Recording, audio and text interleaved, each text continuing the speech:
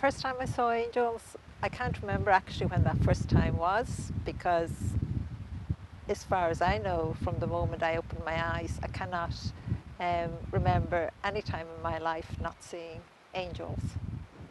And at the time, I didn't know they were angels now, because I was so small. It was only as I got older. They told me in a simple way, because I was a child, what they were. When I started to realize that they weren't human like everybody else was a time when I was very, very young. I had a little brother who had died before me, but I hadn't known as such, but I used to play with him. And one time I touched him, and that was just magical. You know, we just went into each other, and I, as a young child, we were building blocks in front of the fire, and I just burst out laughing. And that is when they explained to me, your brother is not an angel, he's a soul, but we are angels. Everyone has a guardian angel, just like all of you here. You know, I have seen the bright light behind each and every one of you. And it is, how can I say, to describe that bright light, it's about like 3 steps behind a person. And sometimes maybe I could describe it like a beam of light, or sometimes maybe like a fluorescent tube, you know, that type of light.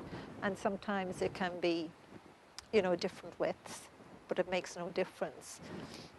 It's only when, and I don't see everyone's guardian angel, I just see that.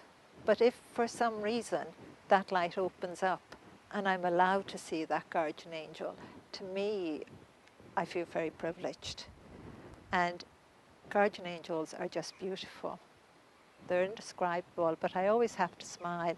Not one of them is alike. And again, they always seem to change their appearance in the sense of, how can I describe, enough something, say, that human being needs within their life.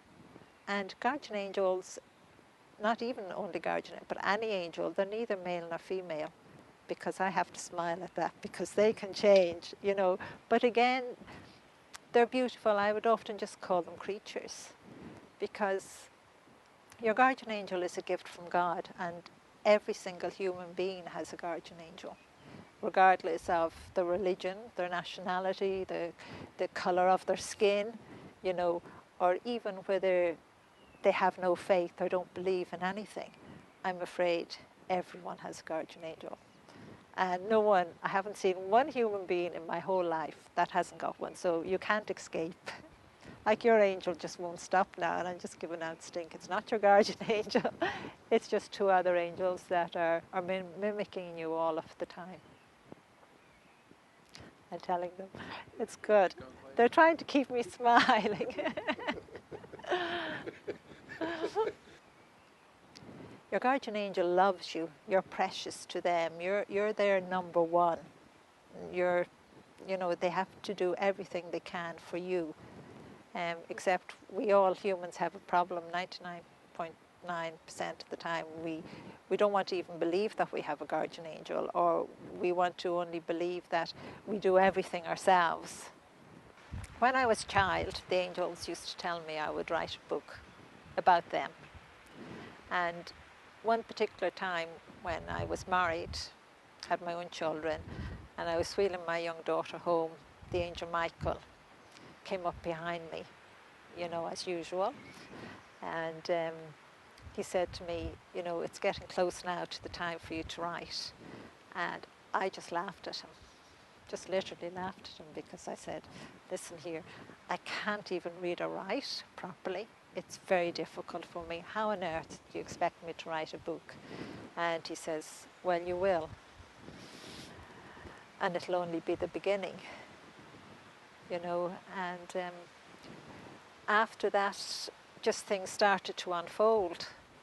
That's one of the reasons that God and the angels wanted me to start writing, and to give people back hope, you know, purpose.